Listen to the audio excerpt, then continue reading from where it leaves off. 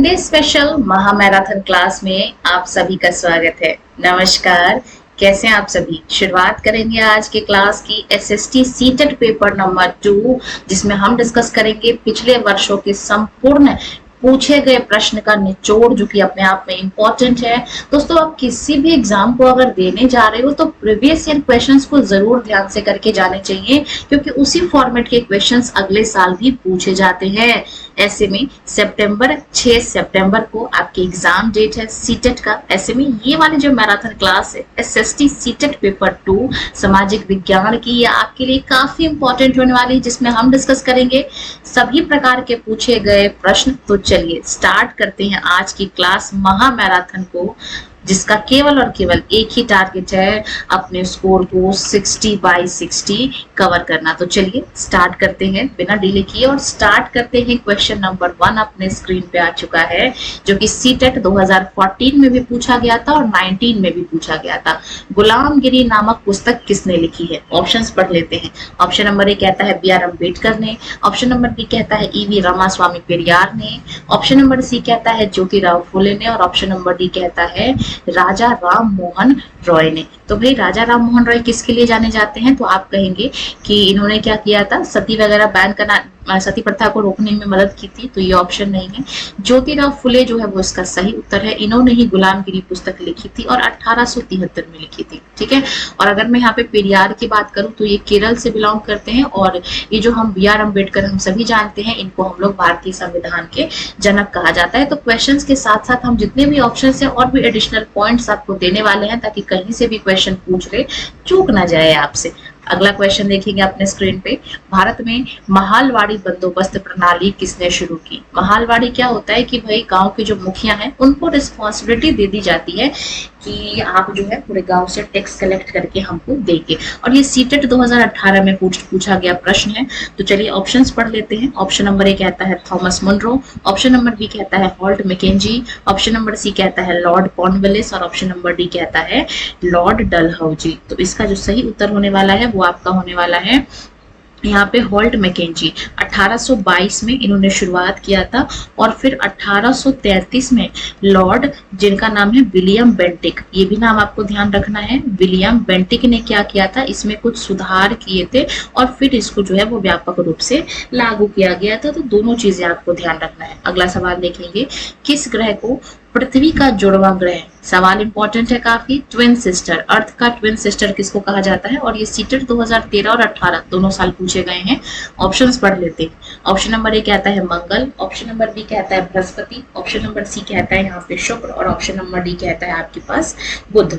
तो पृथ्वी का जो ट्विन सिस्टर यानी कि जुड़वा ग्रह कहते हैं, वो हम लोग शुक्र को कहते हैं, वीनस को कहते हैं, क्योंकि ये पृथ्वी की तरह ही चमकीला है, पृथ्वी के ही साइज का है, इसी वजह से। अच्छा ठीक है।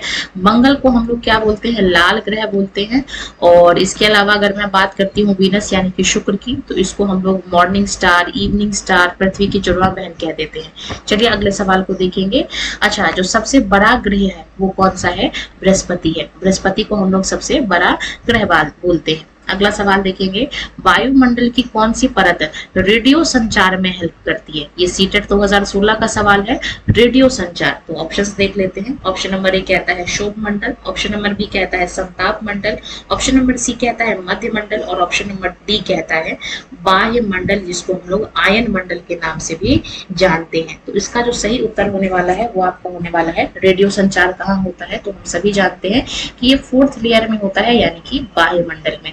तीसरा लेयर हमारा मध्य मंडल है। यही पे जो उल्का पिंड है ये क्या करती हैं? ये जल जाती हैं, क्योंकि ये ठंडा है। और समताप मंडल में हम लोग सभी जानते हैं कि ये हमारा दूसरा नंबर का है, जहाँ पे हवाई जहाज चलता है।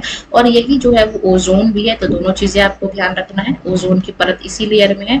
और शोभ मंडल सबसे नीचे वाली परत है, सबसे पहले नंबर की परत है। और मौसम संबंधित सभी घटनाएं, बारिश, तूफान, आंधी, ये सब यहीं पे घटित होता है। तो चारों ऑप्शन आपको ध्यान रखना है। चलेंगे आज के प्रश्न संख्या 5 पे। दीन-ए-इलाही की स्थापना किसने की थी? दीन इलाही काफी महत्वपूर्ण सवाल है इतिहास का और सीटेट 2011 में पूछा गया है। तो दीन इलाही की स्थापना किसने की थी? ऑप्शंस पढ़ लेते हैं। ऑप्शन नंबर ए कहता है बाबर, ऑप्शन नंबर बी कहता है हुमायूं, ऑप्शन नंबर सी कहता है अकबर और ऑप्शन नंबर डी कहता है जहांगीर। तो हम सभी जानते हैं मुगल वंश की स्थापना बाबर ने किया। बाबर का बेटा है हुमायूं, हुमायूं का बेटा है अकबर और अकबर का बेटा है जहांगीर। तो यहाँ तक तो सीक्वेंस वाइज है। उसके बाद 5वें नंबर पे शाहजहां आएंगे, ताजमहल बनवाएंगे और छठे नंबर पे औरंगजेब बनाए आएंगे। ठीक है, तो ये सीक्वेंस है मुगल्स का। इसके अलावा अगर मैं यहाँ पे दीन इलाही की बात करूं तो दीन इलाही को क्या है, दीन इलाही होता क्या है पहले ये समझ लेते हैं। दीन इलाही जो है एक तरह का मतलब एक तरह का इस तरीके से रूम बनाया गया था या पूजा स्थल कह लीजिए, जहाँ पे सभी धर्म के लोग आएंगे, प्रेयर करेंगे। तो ये 1582 में इसका निर्माण किया गया था और इसी को दीन इलाही को हम लोग क्या कहते हैं, इसको हम लोग तौहीद ए इलाही के भी नाम से जानते हैं। तौहीद ए इलाही, तो दोनों चीजें आपको ध्यान रखना है। अकबर ने इसका निर्माण कराया था। ऑप्शन नंबर सी इसका राइट आंसर है। अगला सवाल देखेंगे, प्रेयरी जो कि एक घास का मैदान है। ठीक है, और ये प्रश्न सीटेट 2015 में पूछा गया है। ये कहाँ पाए जाते हैं, ये हमसे पूछ लिया गया है। ऑप्शंस पढ़ लेते हैं। ऑप्शन नंबर ए कहता है दक्षिण अमेरिका, ऑप्शन नंबर बी कहता है आपका उत्तरी अमेरिका, ऑप्शन नंबर सी कहता है अफ्रीका और ऑप्शन नंबर डी कहता है ऑस्ट्रेलिया। तो ये जो प्रेयरी है, घास का मैदान, ये कहाँ पाया जाता है, तो आप कहेंगे ये उत्तरी अमेरिका में पाया जाता है। वहीं अगर मैं दक्षिणी अमेरिका की बात करूं तो दक्षिणी अमेरिका के कुछ इंपॉर्टेंट घास के मैदान हैं, जिसमें एक लानोस का नाम आता है और एक पंपास का नाम आता है। तो दोनों चीजें आपको ध्यान रखना है। और एक और इम्पोर्टेंट है जिसको हम लोग कैंपोस कहते हैं। तो ये तीन जो है वो दक्षिणी अमेरिका में है। उत्तरी अमेरिका की चर्चा हमने कर ली है। ठीक है, बात करेंगे यहाँ पे हम लोग अफ्रीका की। तो अफ्रीका में आपको सवाना देखने को मिलेगा, तो ये भी आपको ध्यान रखना है। सवाना देखने को मिलेगा, साथ में आपको विल्ड भी देखने को मिलेगा। और अगर यहाँ पे मैं बात करती हूँ, ऑस्ट्रेलिया की, तो यहाँ पे आपको डाउन्स देखने को मिलेगा। तो ये विश्व के कुछ फेमस मैदान है। ठीक है, घास के मैदान है। चलेंगे अगले सवाल की ओर। तो एक क्वेश्चन में हमने कई सारे पॉइंट्स डिस्कस कर लिए।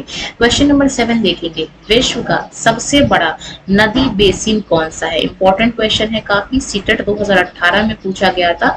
ठीक है, वर्ल्ड का सबसे लार्जेस्ट नदी बेसिन। ऑप्शंस पढ़ लेते हैं। ऑप्शन नंबर ए कहता है नील नदी बेसिन, ऑप्शन नंबर बी कहेंगे गंगा नदी, ऑप्शन नंबर सी कहेंगे अमेज़न नदी बेसिन और ऑप्शन नंबर डी कहेंगे मिसिसिपी। तो हम सभी जानते हैं विश्व का अगर सबसे बड़ा पूछा जाए तो अमेज़न नदी बेसिन होगा और ये हम सभी जानते हैं कि आपका साउथ अमेरिका में यानी कि दक्षिणी अमेरिका में पाया जाता है। ठीक है, तो ये चीज का आपको ध्यान रखना है। और अगर मैं यहाँ पे बात करूँ साउथ अमेरिका की किन देशों में ये बेसिकली पाया जाता है, तो आपका ब्राजील हो गया, पेरू हो गया, बोलिविया हो गया, इक्वाडोर हो गया, वेनेजुएला हो गया, इसका काफी मेजर एरिया कवर करता है। ठीक है, अगर यहाँ पे मैं पूछूं कि विश्व का सबसे लंबा नदी बेसिन कौन सा है, तो आपको नील नदी बोलना है। और अगर भारत का सबसे बड़ा बोलना है तो वो फिर आप जो है वो यहाँ पे आप गंगा नदी बेसिन को ध्यान रखेंगे। अगला सवाल देखेंगे, मैंग्रोव वन मुख्य रूप से कहाँ पाए जाते हैं? ये सीटेट 2019 का सवाल है। ऑप्शंस पढ़ लेते हैं। पहाड़ों पर, ऑप्शन नंबर बी कहता है खारे पानी के तटीय क्षेत्र में, ऑप्शन नंबर सी कहता है रेगिस्तान में और ऑप्शन नंबर डी कहता है भूमध्य रेखीय क्षेत्र में। तो ये जो मैंग्रोव वन है वो पाए जाते हैं खारे पानी के तटीय क्षेत्र में, यानी कि option number B will be the right answer. अगला सवाल देखेंगे, पृथ्वी का सबसे भीतरी भाग जिसको हम लोग कोर बोलते हैं, ये मुख्य रूप से किससे मिलके बना हुआ है? ठीक है, हमारा टारगेट है कम समय में आपको मैक्सिमम आउटपुट प्रदान करना, इसीलिए केवल सटीक क्वेश्चंस आपके लिए तैयार किए गए हैं, प्रीवियस ईयर क्वेश्चंस आपके लिए तैयार किए गए हैं, ताकि आने वाले एग्जाम्स में जो भी पॉसिबिलिटी हो आपको पता चल जाए कि तैयारी किस दिशा में करनी है। कहीं ऐसा नहीं कि आपने बहुत सारा पढ़ लिया उसमें से कुछ नहीं पूछा जाएगा। तो एटलीस्ट प्रीवियस ईयर क्वेश्चंस का आपको एनालिसिस होना जरूरी है, उसी आधार पे आप आगे की तैयारी को कर पाएंगे। तो हम सभी जानते हैं पृथ्वी की 3 परतें हैं। सबसे पहले भाग को हम लोग परपटी कहते हैं, ये सबसे ऊपरी का लेयर है। सेकंड वाले को हम लोग मेंटल कहते हैं। अच्छा, मेंटल का मतलब पागल मत समझ लेना, ये हमारे जो पृथ्वी है उसकी सेकंड लेयर है और ये मैक्सिमम एरिया भी कवर करती है, लगभग 84% एरिया कवर करती है। बाकी अगर मैं बात करती हूँ तो जो सबसे अंदर का परत है उसको हम लोग क्रोड बोलते हैं। 1% भाग पे हमारा पर्पटी है, लगभग 15% एरिया को क्रोड ने कवर किया है, और जो दूसरा परत है हमारा मेंटल, ये 84% भाग ने कवर किया है। तो ऑप्शंस पढ़ लेते हैं कि जो कोर है ये किससे मिलके बना है, और ये सीटेट 2014 और 21 दोनों में पूछा गया सवाल है। तो ऑप्शन है सिलिका और एल्यूमिनियम, ऑप्शन नंबर बी कहता है सिलिका और मैग्नीशियम, ऑप्शन नंबर सी कहता है निकेल और लोहा, और ऑप्शन नंबर डी कहता है अपने पास यहाँ पे तांबा और जस्ता।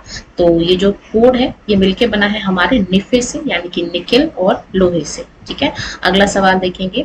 मौसम संबंधी लगभग सभी घटनाएं, इस चीज की मैंने चर्चा ऑलरेडी कर लिया है जब हम यहाँ पे एटमॉस्फेयर की बात कर रहे थे, वायुमंडल की बात कर रहे थे।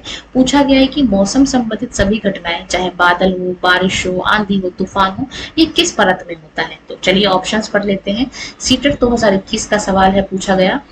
तो ऑप्शन नंबर ए कहता है शोभ मंडल, ऑप्शन नंबर बी कहता है समताप मंडल, ऑप्शन नंबर सी कहता है मध्य मंडल यानी कि मेसोस्फीयर, और ऑप्शन नंबर डी कहता है बहिड़ मंडल यानी कि एक्सोस्फीयर। तो ये जो हमारा ट्रोपोस्फीयर है शोभ मंडल, ये पहली परत है। दूसरी परत हमारी समताप मंडल है, तीसरी है हमारी मध्य मंडल, और सबसे जो ऊपर की है वहां पे उसको हम लोग बहिड़ मंडल कहते हैं। तो यहाँ पे जो हल्की गैस है जैसे हीलियम, हाइड्रोजन, वो यहाँ पे होती है, तैरती है। मध्य प्रदेश हमारा मध्य मंडल में क्या होता है, मैंने अभी आपको बताया उल्का पिंड की सबसे ठंडी परत है, और उल्का पिंड यहाँ पे जो है वो जल जाता है, खत्म हो जाता है। समताप मंडल जो है वो ओजोन परत के लिए अच्छा माना जाता है, और हवाई जहाज भी इसी लेयर में उड़ती है। और अगर मैं आप बात करूँ शोभ मंडल की, तो ये पृथ्वी की, ये हमारे वायुमंडल की सबसे निचली परत है, सबसे पहली परत की, और यही में मौसम संबंधित सभी घटनाएं होती हैं। तो ऑप्शन नंबर ए जो है वो इसका सही उत्तर है। अगला सवाल देखेंगे। Ring of fire, this is one of the most important question, CTET 2012 का पूछा हुआ है। किस महासागर के बेसिन में स्थित है। ऑप्शंस देख लेते हैं। ऑप्शन नंबर ए कहता है अटलांटिक, ऑप्शन नंबर बी कहता है हिंद महासागर, ऑप्शन नंबर सी कहता है प्रशांत महासागर, और ऑप्शन नंबर डी कहता है आपका आर्कटिक महासागर। तो इसका जो राइट आंसर होने वाला है वो होने वाला है रिंग ऑफ फायर। किस में पाए जाते हैं, तो आपने देखा होगा प्रशांत महासागर को कुछ इस तरीके से इसका शेप भी है, तो ये पाए जाते हैं प्रशांत महासागर में, यानी कि ऑप्शन नंबर सी जो है वो इसका सही उत्तर है। अगर मैं बात करूं सबसे व्यस्त महासागर, तो वो कौन सा होगा, अटलांटिक होगा। हिंद महासागर जो है वो अपने देश भारत देश के नाम पे रखा गया है इसका नाम। तो ये चीजें भी आपको साथ के साथ रिकॉल करते हुए चलनी है। फिलहाल हम डिस्कस करेंगे क्वेश्चन नंबर 12 को। भारत का मानक समय, जिसको हम इंडियन स्टैंडर्ड टाइम कहते हैं, IST कहते हैं, वो ग्रीनविच मीन टाइम से कितना आगे है। ठीक है, तो ये देखिए सबसे पहले बात करेंगे हम लोग ग्रीनविच मीन टाइम की, जो कि लंदन में स्थित है। तो हमारा जो देश है वो कुछ इस तरीके से आगे है। ठीक है, तो जो भी ग्रीनविच का टाइम होगा उससे हमारा जो देश है वो 5 घंटे 30 मिनट आगे है। ठीक है, तो आपको ध्यान रखना है कि अगर लंदन में 12 बज रहे हो दोपहर के, तो हमारे देश में 5:30 जोड़ देंगे, यानी कि 5:30 हो रहे होंगे शाम के। तो ऑप्शन ठीक कौन सा है, आप कहेंगे option number B will be the right answer. चलिए चलते हैं अगले सवाल की ओर। कर्क रेखा यानी कि ट्रॉपिक ऑफ कैंसर भारत के कितने राज्यों से होकर गुजरती है। सीटेट 2021 का सवाल है। तो सबसे पहले ही हम लोग इसको देखेंगे राजस्थान, उसके बाद ये जो है गुजरात, उसके बाद मध्य प्रदेश, उसके बाद छत्तीसगढ़, उसके बाद झारखंड, उसके बाद आपका वेस्ट बंगाल, उसके बाद आपका त्रिपुरा, और उसके बाद आपका मिजोरम। तो ये 8 देशों से होकर गुजरती है, यानी कि ऑप्शन नंबर सी इसका सही उत्तर है। सभी क्वेश्चन अपने आप में इंपॉर्टेंट है और प्रीवियस ईयर्स में पूछे गए हैं, तो इन्हीं चीजों का ध्यान रखते हुए आज की महामैराथन क्लास को तैयार किया गया है। अगला सवाल देखेंगे। विश्व का सबसे बड़ा गर्म मरुस्थल कौन सा है। वर्ल्ड का सबसे लार्जेस्ट हॉट डेजर्ट पूछा गया है, सीटेट 2016 में पूछा गया सवाल है। ऑप्शंस देख लेते हैं।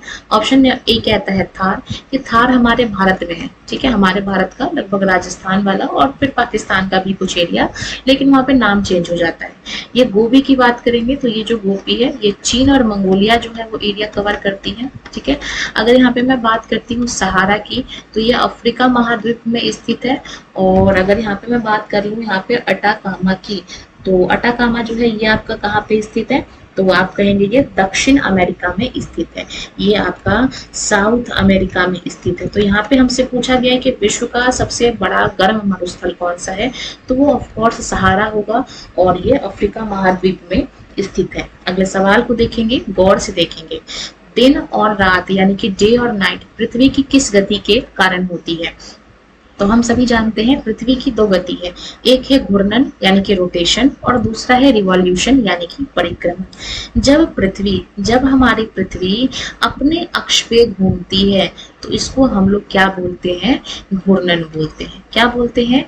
घूर्णन बोलते हैं। और इसी की वजह से जो है वो दिन और रात जो है वो होते हैं, ठीक है। और जब पृथ्वी, मान लीजिए ये सूरज है और ये हमारी पृथ्वी है, ठीक है, ये क्या है? हमारी पृथ्वी है। तो जब पृथ्वी सूरज के चारों ओर चक्कर लगा रही हो तो इसको हम लोग परिक्रमण कहेंगे। और इस परिक्रमण की वजह से क्या होता है? इसी परिक्रमण की वजह से जो है वो ऋतुएं बदलती हैं, सीजन चेंज होता है। दोनों चीजें आपको ध्यान रखना है। ऑप्शन नंबर बी इसका सही उत्तर है। अगले सवाल को देखेंगे। ये जो यूराल माउंटेन है, यूराल पर्वत, ये किन दो महाद्वीपों को अलग करता है? सीटेट 2018 का सवाल है। ऑप्शंस देख लेते हैं। एशिया और अफ्रीका, ऑप्शन नंबर बी कहता है यूरोप और एशिया, ऑप्शन नंबर सी कहता है उत्तरी अमेरिका और दक्षिणी अमेरिका, और ऑप्शन नंबर डी कहता है अफ्रीका और यूरोप। तो ये सेपरेट करती है यूरोप और एशिया को, ठीक है। और यूरोप और एशिया की जो संयुक्त भूमि है उसको हम लोग यूरेशिया के नाम से भी जान लेते हैं। अगला सवाल देखेंगे अपने स्क्रीन पे, क्वेश्चन नंबर 17। ओजोन परत वायुमंडल की किस परत में पाई जाती है? तो हम सभी जानते हैं ओजोन यानी कि O3, ठीक है, यानी कि जब ऑक्सीजन के 3 मॉलिक्यूल्स मिल जाते हैं तो ये ओजोन परत का निर्माण करती हैं, जो कि हमें सूर्य की हानिकारक किरणों से, यूवी रेज से हमें प्रोटेक्ट करते हैं। तो ये सीटेट 2019 का पूछा हुआ सवाल है, किस परत में पाई जाती है? तो ऑप्शंस पढ़ लेते हैं। ऑप्शन नंबर ए कहता है शोभ मंडल, ऑप्शन नंबर बी कहता है संताप मंडल, ऑप्शन नंबर सी कहता है मध्य मंडल, और ऑप्शन नंबर डी कहता है बाह्य वायुमंडल। तो अभी हमने डिस्कस कर लिया था प्रीवियस ईयर क्वेश्चन, पहले वाले जो क्वेश्चन है उनमें, कि जो ओजोन परत है ये स्ट्रेटोस्फीयर यानी कि समताप मंडल में पाई जाती है, और यही जो परत है ये हवाई जहाज भी इसी लेयर में उड़ाई जाती है। अगला सवाल देखेंगे। सुंदरबन डेल्टा काफी इंपॉर्टेंट डेल्टा है, किन नदियों द्वारा बनाया जाता है? सीटेट 2014 का सवाल है। ऑप्शंस पढ़ लेते हैं। ऑप्शन नंबर ए कहता है गंगा और ब्रह्मपुत्र, ऑप्शन नंबर बी कहते हैं नर्मदा और तापी, ऑप्शन नंबर सी कहता है कृष्णा और गोदावरी, और ऑप्शन नंबर डी कहता है सिंधु और सतलुज। तो ये जो सुंदरबन डेल्टा है ये बनाया जाता है, हम सभी जानते हैं, गंगा और ब्रह्मपुत्र की नदियों का जो पानी है उसी से सुंदरबन डेल्टा का निर्माण होता है, यानी कि option number A will be the correct answer. अगले सवाल देखेंगे। भारतीय संविधान का अनुच्छेद 21 यानी कि आर्टिकल 21 किससे संबंधित है? सीटेट 2019 का पूछा गया सवाल है। ऑप्शंस पढ़ लेते हैं। ऑप्शन नंबर ए कहता है समानता का अधिकार, जो कि हमारा आर्टिकल नंबर 14 में बोला जाता है। जीवन का अधिकार, ठीक है। तीसरा है धार्मिक स्वतंत्रता का अधिकार, ये जो धार्मिक स्वतंत्रता है इसको हम लोग 25 से 28 में डिस्कस करते हैं। और फोर्थ है हमारा शोषण के विरुद्ध अधिकार, जिसको हम लोग आर्टिकल 23 और 24 में चर्चा में लेके आते हैं। तो अनुच्छेद 21 का मतलब क्या है? राइट टू लाइफ यानी कि जीवन का अधिकार, राइट टू प्राइवेसी, ये सारे जो अपने अधिकार हैं, पर्सनल अधिकार हैं, ये आर्टिकल 21 के तहत आता है। अगला सवाल देखेंगे। पंचायती राज व्यवस्था में कितने स्तर होते हैं, कितने लेवल्स होते हैं? सीटेट 2016 का प्रश्न है। तो ऑप्शंस पढ़ लेते हैं इसको ध्यान से। ऑप्शन नंबर ए कहता है 2, ऑप्शन नंबर बी कहता है 3, ऑप्शन नंबर सी कहता है 4, और ऑप्शन नंबर डी कहता है 5। तो पंचायती राज व्यवस्था में जनरली 3 लेयर्स होती हैं, लेकिन किसी की स्टेट जहाँ की पॉपुलेशन कम है वहां पे 2 स्तर में भी काम हो रहा है। अगला सवाल देखेंगे। राज्य विधानसभा का सदस्य यानी कि member of legislative assembly MLA किसके द्वारा चुना जाता है?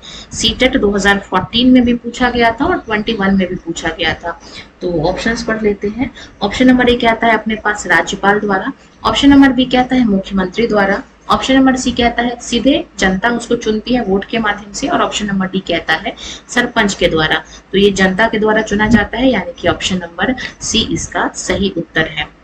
भारत में सर्वोच्च न्यायालय के न्यायाधीशों की नियुक्ति कौन करता है, यानी कि सुप्रीम कोर्ट के जो जजेस हैं उनका अपॉइंटमेंट कौन करता है? सीटेट 2015 का यहाँ पे सवाल है। ऑप्शंस पढ़ लेते हैं।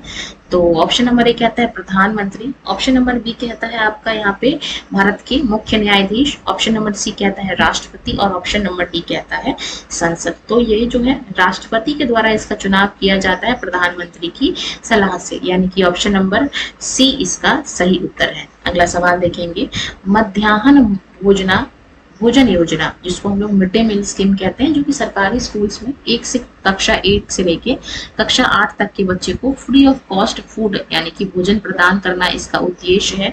ये कब लागू की गई थी? तो ऑप्शंस पढ़ लेते हैं। सबसे पहले कहाँ लागू की गई थी ये पूछा गया है बेसिकली। तो यहाँ पे हम लोग ऑप्शंस को पढ़ेंगे। तो ऑप्शन नंबर हमारा ए कहता है केरल, ऑप्शन नंबर बी कहता है अपने पास यहाँ पे राजस्थान, ऑप्शन नंबर सी कहता है अपने पास यहाँ पे, ऑप्शन नंबर सी कहेगा तमिलनाडु और ऑप्शन नंबर डी कहेगा गुजरात। तो ये तमिलनाडु में सबसे पहले लागू किया गया था, ऑप्शन नंबर सी इसका सही उत्तर है। अच्छा, किस वर्ष में लागू किया गया था ये आपने कमेंट सेक्शन में बताने की कोशिश करनी है, और किन कारणों की वजह से लागू किया जाना था ये भी आपको कोशिश करना है बताने की। जो अच्छा कमेंट करेगा उसके कमेंट को पिन कर दिया जाएगा। क्वेश्चन नंबर 24 देखेंगे, संविधान में समानता का अधिकार यानी कि यहाँ पे राइट टू इक्वलिटी की बात हो रही है, किन अनुच्छेदों में वर्णित है? सीटेट 2021 में पूछा गया सवाल है। तो ऑप्शंस पढ़ लेते हैं। अनुच्छेद 14 से लेके 18 तक, अनुच्छेद 19 से लेके 22 तक, अनुच्छेद 23 से लेके 24 तक, और लास्ट है ऑप्शन अपने पास आर्टिकल 25 से लेके 28 तक। तो यहाँ पे हम लोग चर्चा करेंगे, यहाँ पे जो अपना यहाँ पे आर्टिकल 14 से लेके 18 है, यहीं पे समानता के अधिकार की चर्चा की है, तो यही जो है वो इसका सही उत्तर है। ठीक है, स्वतंत्रता की बात करूं तो इसको 19 से लेके 22 तक में चर्चा में लेके आया गया है। शोषण के विरुद्ध का जो अधिकार है ये आपका 23-24 में है, और जबकि 25 से 28 में आपका धार्मिक स्वतंत्रता की जो है वो बात करी गई है, यानी कि आप किसी भी धर्म को चुन सकते हैं, यानी कि ऑप्शन नंबर ए इसका सही उत्तर है। अगला सवाल देखेंगे, घरेलू हिंसा से महिलाओं का संरक्षण अधिनियम यानी कि डोमेस्टिक वायलेंस एक्ट जो है ये कब लागू किया गया था, किस वर्ष पारित किया गया था, ये पूछा गया है। तो ऑप्शंस देख लेते हैं। ये सीटेट 2012 में भी पूछा गया और 18 में भी पूछा गया, 2 बार पूछ लिया हुआ सवाल है। तो ऑप्शंस देख लेते हैं। ऑप्शन नंबर ए कहता है 2001, ऑप्शन नंबर बी कहता है अपने पास 2005, ऑप्शन नंबर सी कहता है अपने पास यहाँ पे 2008, और ऑप्शन नंबर डी कहता है अपने पास 2010। तो ये जो हमारा डोमेस्टिक वायलेंस एक्ट है ये 2005 में इसको जो है वो पास किया गया था, और ये आपको ध्यान रखना है कि 2006 में इसको लागू कर दिया गया था भारत के अंदर। अगला सवाल देखते हैं, भारत में वोट देने की यानी कि राइट टू वोट की जो मिनिमम आयु है वो 21 से घटाकर 18 कर दी गया, किस संविधान संशोधन के तहत किया गया? तो ये सीटेट 2019 का पूछा हुआ सवाल है।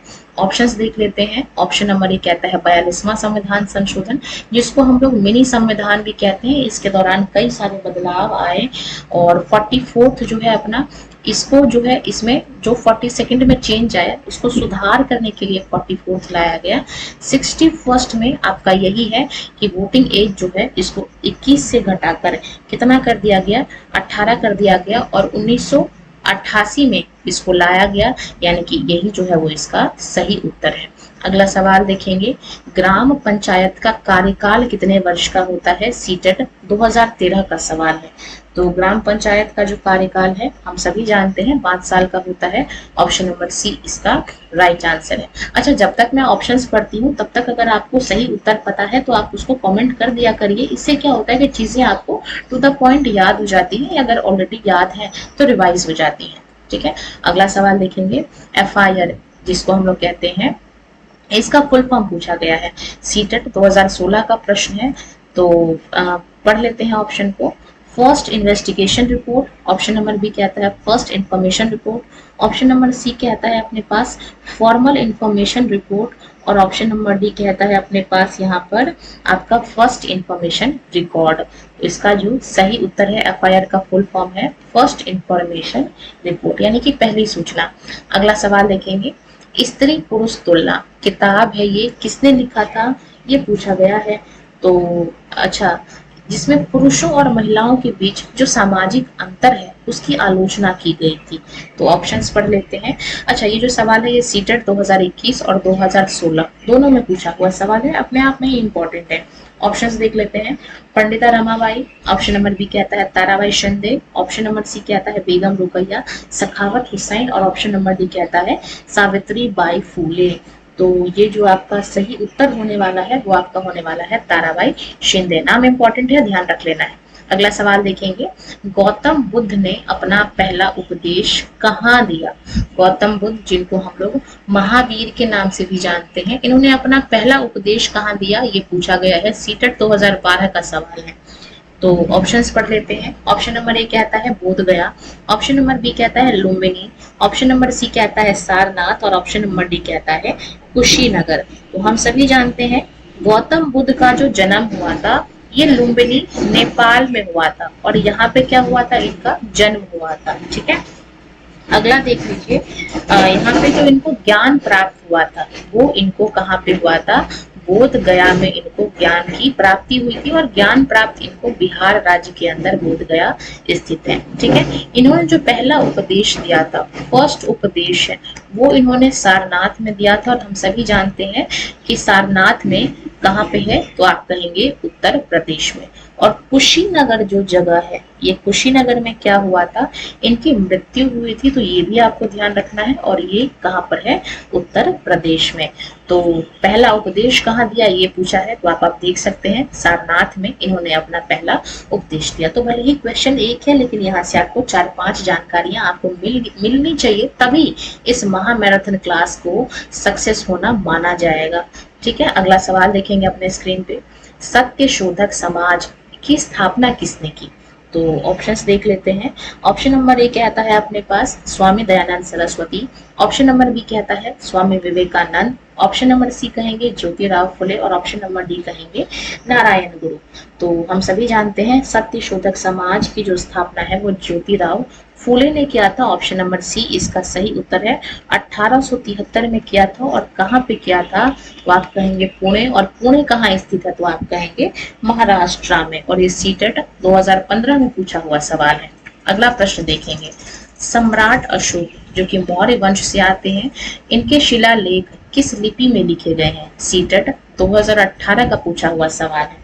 ऑप्शंस देख लेते हैं। ऑप्शन नंबर ए कहता है देवनागिरी, ऑप्शन नंबर बी कहता है ब्राह्मी, ऑप्शन नंबर सी कहता है खरोष्ठी और ऑप्शन नंबर डी कहता है अरमाइक। तो इनके जो लिपि है वो ब्राह्मी लिपि में लिखे गए हैं। Option number B will be the right answer. Kitab ul Hind इसका लेखक कौन था, ये हमसे पूछ लिया गया है। तो ऑप्शंस को देख लेते हैं।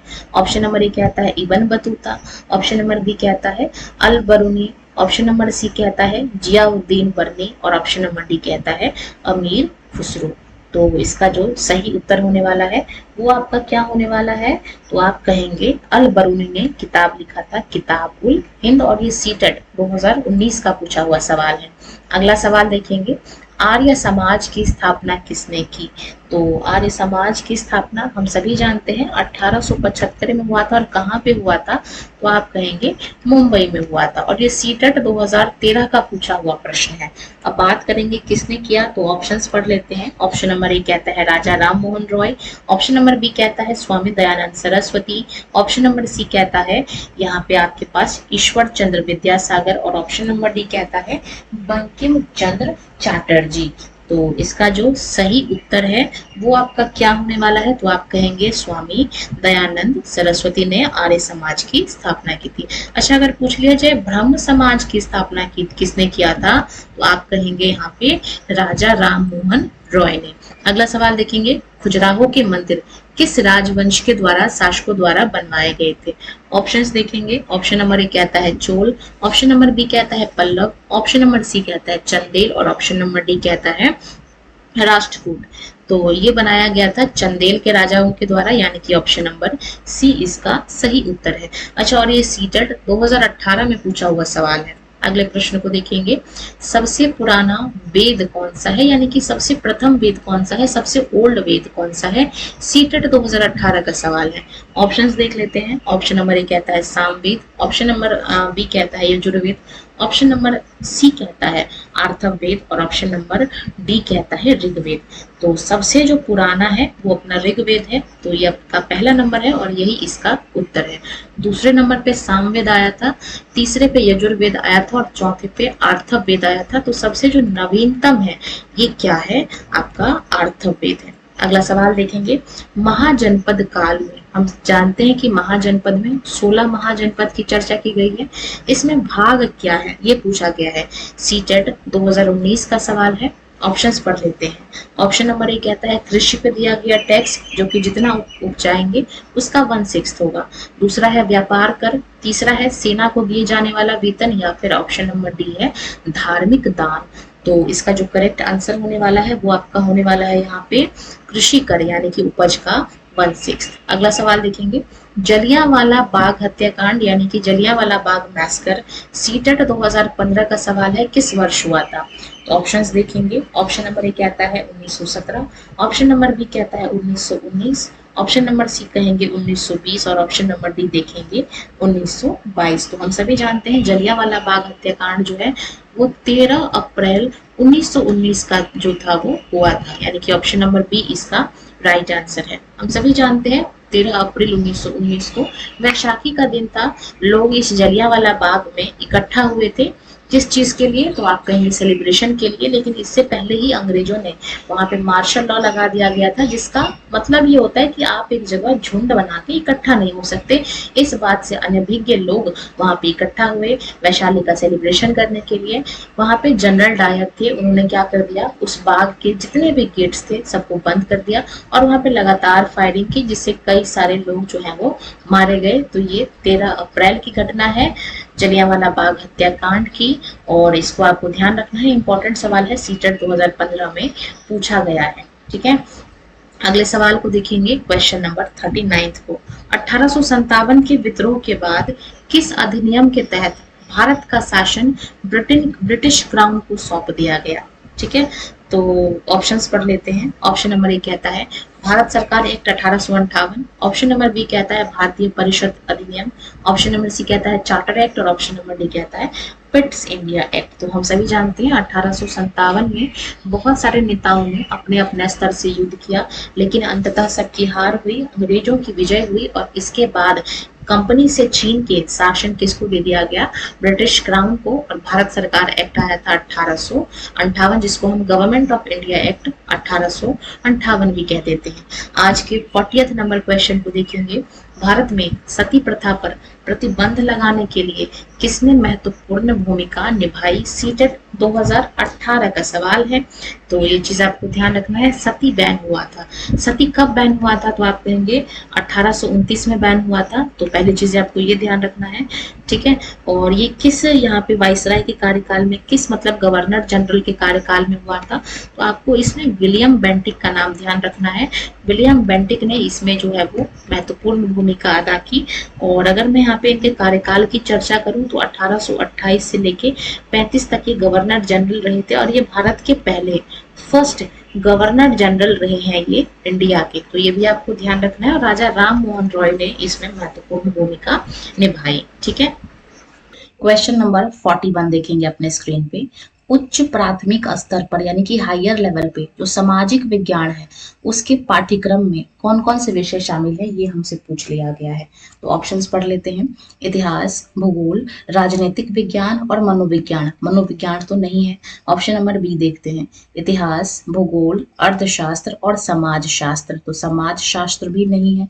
अगला देखेंगे, इतिहास, भूगोल, राजनीति विज्ञान और अर्थशास्त्र। जी हाँ, ये 4 विषय हैं, यानी कि ऑप्शन नंबर सी जो है वो इसका सही उत्तर है। अगला सवाल देखेंगे, भारतीय संविधान के किस अनुच्छेद के तहत अस्पर्शता यानी कि अनटचेबिलिटी का उन्मूलन किया गया है। तो ऑप्शंस देख लेते हैं। ऑप्शन नंबर ए कहता है आपका आर्टिकल 15, ऑप्शन नंबर बी कहता है अनुच्छेद 16, ऑप्शन नंबर सी कहता है अनुच्छेद 17 और ऑप्शन नंबर डी कहता है अनुच्छेद 18। तो यहाँ पे देखते हैं, आर्टिकल नंबर 15 कहता है कि कोई भी राज्य किसी भी जाति, धर्म, लिंग इन सब के आधार पर भेदभाव नहीं कर सकती। अनुच्छेद 16 कहता है कि हमको क्या करना है, टचेबिलिटी यानी कि छुआछूत को खत्म करना है। तो यही जो है वो इसका सही उत्तर है। ठीक है, इसके अलावा अगर यहाँ पे मैं बात करती हूँ, यहाँ पे अगला सवाल देखेंगे अपने स्क्रीन पे। सॉरी, आर्टिकल नंबर 16 कहता है कि अनएम्प्लॉयमेंट यानी कि सबको काम के लिए सबको समानता दिया जाएगा, किसी भी काम सबके लिए अपॉर्चुनिटी जो है वो होगी। आर्टिकल नंबर 17 कहता है कि अस्पष्टता को खत्म किया जाएगा, और आर्टिकल नंबर 18 कहता है टाइटल्स यानी कि उपाधियों को खत्म किया जाएगा। तो यहाँ पे अनटचेबिलिटी पूछा गया है, तो आर्टिकल नंबर 17 जो है वो इसका सही उत्तर है। अगला सवाल देखेंगे, चोल मंदिर धार्मिक, सामाजिक एवं सांस्कृतिक जीवन के केंद्र थे। तो ये बात बिल्कुल ठीक है। कारण क्या है कि चोल जो कांस्य प्रतिमाएं हैं केवल देवी देवताओं की ही बनाई जाती थी, उनके भक्तों की नहीं। तो ये स्टेटमेंट हमारा गलत हो गया, क्योंकि जो प्रतिमाएं थी वो देवी देवताओं की भी बनाई जाती थी और भक्तों की भी। तो यहाँ पे क्या है कि ए जो है हमारा सही है, जबकि बी गलत है, यानी कि ऑप्शन नंबर सी जो है वो इसका सही उत्तर है। अगला सवाल देखेंगे अपने स्क्रीन पे, क्वेश्चन नंबर 44 को। यदि भारत में शाम की 5:30 बज रहे हैं तो लंदन यानी कि जो ग्रीनविच है उसमें कितना समय हो रहा होगा? तो हम सभी जानते हैं कि हमारा जो भारत है वो जीएमटी से यानी कि लंदन ग्रीनविच के समय से 5.5 घंटे आगे है। तो अगर हमारे देश में 5:30 बज रहे हैं तो 5:30 में से हम लोग घटा 5.5 घंटे पीछे जाएंगे तो दोपहर के 12 बज रहे होंगे लंदन में, यानी कि ऑप्शन नंबर ए इसका सही उत्तर है। अगला सवाल देखेंगे, ग्राम पंचायत के सचिव यानी कि सेक्रेटरी की नियुक्ति कैसे होती है? ऑप्शंस देख लेते हैं। ऑप्शन नंबर ए कहता है ग्राम सभा के सदस्यों द्वारा। ऑप्शन नंबर बी कहता है ग्राम पंचायत के वार्ड पंचों द्वारा। ऑप्शन नंबर सी कहता है सरपंच द्वारा, और ऑप्शन नंबर डी कहता है सरकार द्वारा। तो हम सभी जानते हैं पंचायत सीरीज आपने कभी ना कभी अपने लाइफ में जरूर देखा होगा, जिसमें आप सचिव जी को जानते होंगे। तो ऑप्शन नंबर डी इसका सही उत्तर है, उनकी जो नियुक्ति है वो सरकार करती है। ठीक है, अगला सवाल देखेंगे, निम्नलिखित में से कौन सा ब्लॉक माउंटेन यानी कि भ्रंशोद पर्वत का उदाहरण है? ब्लॉक माउंटेन क्या होता है कि जब पहाड़ टूट जाते हैं तो एक के नीचे एक धंस जाते हैं, तो ब्लॉक का निर्माण होता है। ऑप्शंस देख लेते हैं। हिमालय पर्वत, तो ये जो हिमालय पर्वत है ये फोल्ड यानी कि वलित पर्वत का उदाहरण है। अरावली भी एक वलित पर्वत है। ठीक है, वोस जेस जो है ये क्या है हमारा भ्रंशोत्तर पर्वत है। ठीक है, और ये फ्रांस में स्थित है। तो ये भी आपको क्या करना है, ध्यान रखना है। अच्छा, अगर आपसे ये पूछ लिया जाए कि भारत में भ्रंशोत्तर पर्वत कौन कौन से हैं, तो आपको सतपुड़ा और विंध्या का नाम याद रखना है। सतपुड़ा पर्वत और ये विंध्य, ये दोनों क्या हैं, ब्लॉक माउंटेन के एग्जाम्पल्स हैं इंडिया के अंदर। अगला सवाल देखेंगे, 47 नंबर का क्वेश्चन, रॉलेट एक्ट 1919 का मुख्य उद्देश्य क्या था? तो ऑप्शंस देख लेते हैं। भारतीयों को हथियार रखने की अनुमति देना, तो ऐसा तो हो नहीं सकता कि अंग्रेज इंडियन को परमिशन दे दे कि भाई हथियार रख लो। ऑप्शन नंबर बी देखेंगे, बिना मुकदमा चलाए किसी भी व्यक्ति को जेल में डाल देना। ऑप्शन नंबर सी देखेंगे, प्रेस की स्वतंत्रता को बढ़ावा देना, और ऑप्शन नंबर डी देखेंगे, भारतीय शिक्षा प्रणाली में सुधार करना। तो रॉलेट एक्ट जब आया था तो इसका मतलब ये था कि बिना किसी को मुकदमा चलाए किसी भी व्यक्ति को अंग्रेज जेल में डाल सकती है। अगला सवाल देखेंगे, सामाजिक विज्ञान के शिक्षण में ऐतिहासिक इमारतों का भ्रमण यानी कि जो हिस्टोरिकल प्लेसेस होते हैं वहां पे लोगों को घुमाना किस प्रकार के संसाधन का उदाहरण है? तो हम सभी जानते हैं जो ऐतिहासिक इमारत है, कोई भी बिल्डिंग है, वो सेकेंडरी सोर्स है क्योंकि इसको बनाया गया है। तो ऑप्शन नंबर ए जो है वो इसका सही उत्तर है, यानी कि द्वितीयक संसाधन है। अगला सवाल देखेंगे, जब हम लोग विषुवत रेखा यानी कि इक्वेटर से ध्रुवों की ओर जाते हैं यानी कि पोल्स की ओर जाते हैं तो तापमान का क्या प्रभाव पड़ता है? ठीक है, तो ध्यान से देखिए, यहाँ बीच में बिल्कुल विषुवत वृत्त है जो कि 0 डिग्री है, और ऊपर क्या है, ध्रुव है, और नीचे भी ध्रुव है। तो जैसे जैसे हम लोग इधर बढ़ते जाएंगे तापमान क्या होता जाएगा, ठंडा होता जाएगा। ठीक है, यानी कि तापमान क्या होता है, घटता है। ऑप्शन नंबर बी इसका सही उत्तर है। क्वेश्चन नंबर 50 देखेंगे, एक शिक्षिका कक्षा में लैंगिक समानता यानी कि जेंडर इक्वलिटी पढ़ाना चाह रही थी, तो इसके लिए सबसे अच्छा तरीका कौन सा होगा? ऑप्शंस देख लेते हैं। लड़कों और लड़कियों को अलग अलग बिठाना, तो भाई ये तो डिस्क्रिमिनेशन हो गया। अगला देखेंगे, समाज में महिलाओं और पुरुषों के संघर्ष और योगदानों पर परिचर्चा आयोजित करना, यानी कि दोनों के बारे में बात करना, ये हो सकता है। अगला देखेंगे, केवल महिलाओं के अधिकारों के बारे में भाषण देना, तो ये भी डिस्क्रिमिनेशन, भेदभाव हो गया, और ये तो बिल्कुल गलत है। पाठ्य पुस्तक के प्रश्नों के उत्तर लिखवा देना, ये गलत तरीका है पढ़ाने का। तो ऑप्शन नंबर बी जो है वो इसका करेक्ट उत्तर है। क्वेश्चन नंबर 51 देखेंगे अपने स्क्रीन पे। उच्च प्राथमिक स्तर पर सामाजिक विज्ञान में कौन कौन से विषय शामिल हैं? तो ये क्वेश्चन रिपीट हो रहा है। सीटेट 2016 में भी पूछा गया था और 18 में भी पूछा गया था। तो देख लेते हैं ऑप्शन को। इतिहास, भूगोल, अर्थशास्त्र और समाजशास्त्र। ये तो नहीं है। इतिहास, भूगोल, राजनीति विज्ञान और अर्थशास्त्र। तो ये चारों ही आपको 11th-12th में देखने को मिलते हैं और यही जो है वो इसका सही उत्तर है। अगला सवाल देखेंगे। इतिहास पढ़ाते समय समय रेखा का उपयोग मुख्य रूप से किस लिए किया जाता है? टाइमलाइन का प्रयोग। तो राजाओं की वंशावली याद करने के लिए। तो ऐसा तो नहीं है कि इतिहास में केवल राजा ही हैं। घटनाओं का कालक्रम समझाने के लिए, तो ये हो सकता है। तिथियों को रटने के लिए, रटना मना है। चित्र बनाने के लिए, तो इसके लिए टाइमलाइन की जरूरत नहीं होगी, यानी कि ऑप्शन नंबर बी इसका सही उत्तर है। अगला सवाल देखेंगे। सामाजिक विज्ञान शिक्षण का मुख्य उद्देश्य क्या होना चाहिए? तो ऑप्शंस देख लेते हैं। ऑप्शन नंबर ए कहता है पाठ्य पुस्तक के तथ्यों को याद करना, तो रटनी विधि खत्म कर दी गई है। अच्छे अंक प्राप्त करना, तो ये भी गलत है। समाज के प्रति आलोचनात्मक सोच यानी कि क्रिटिकल थिंकिंग विकसित करना, तो ये हो सकता है। बाकी फोर्थ ऑप्शन पढ़ते हैं, अनुशासन बनाए रखना।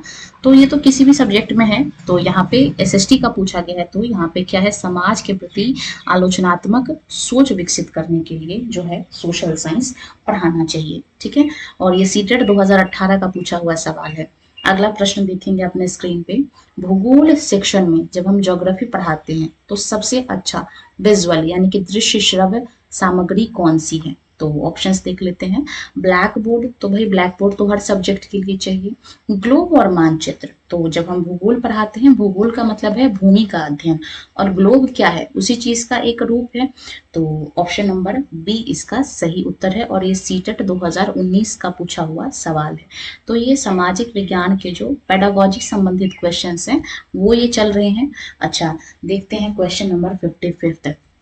शिक्षा में परियोजना विधि यानी कि प्रोजेक्ट मेथड के जनक कौन माने जाते हैं?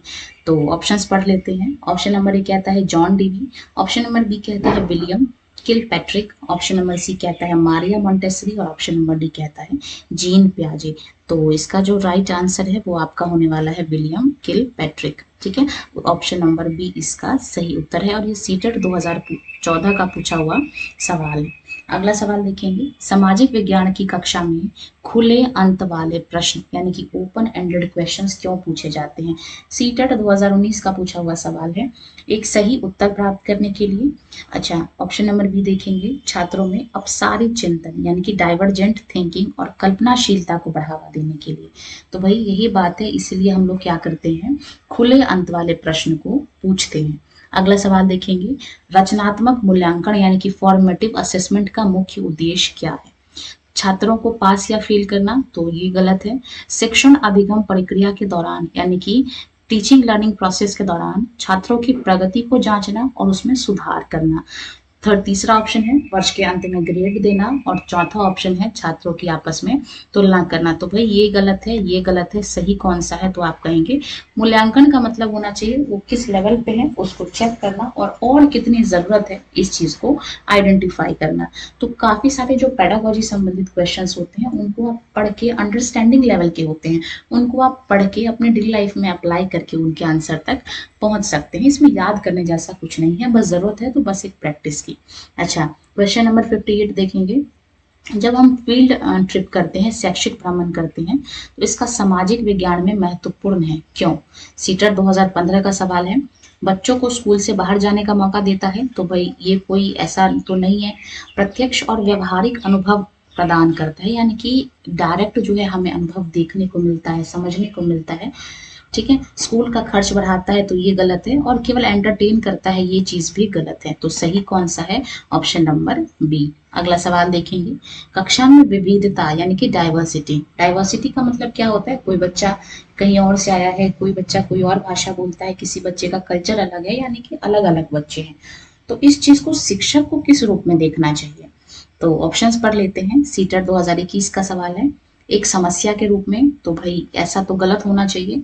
एक बाधा के रूप में, तो बाधा भी नहीं होना चाहिए। सीखने के लिए एक संसाधन के रिसोर्स के रूप में। और फोर्थ है नजरअंदाज करने योग्य विषय, तो ये भी बात गलत है।